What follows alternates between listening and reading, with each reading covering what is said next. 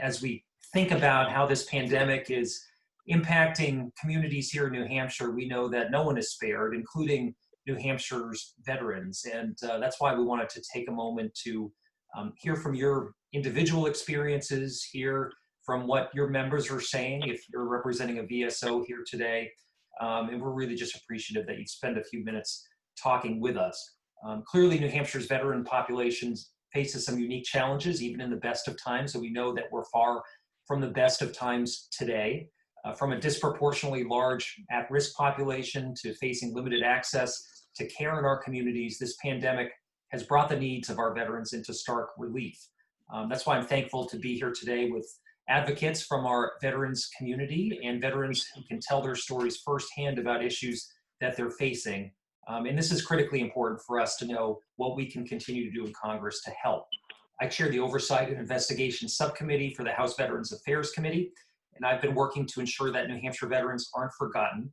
I've introduced several pieces of legislation to protect our veterans in the face of this unprecedented public health emergency.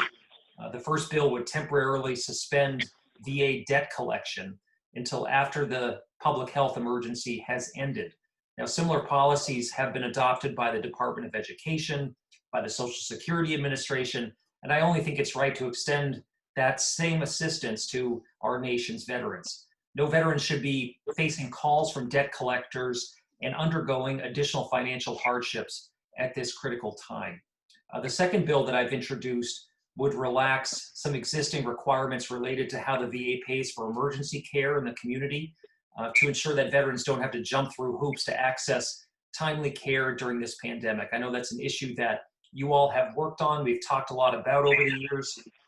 We're hopeful that we can find a long-term solution to this issue, but especially right now, we shouldn't be putting individuals in a situation where they have to decide whether or not they want to take that ambulance ride and potentially face financial penalties for doing so.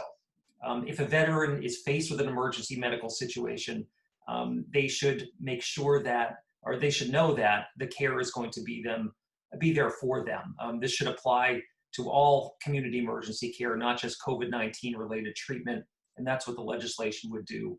I'm hopeful that we can get some momentum behind it. Senator Shaheen just introduced both of these bills in the Senate.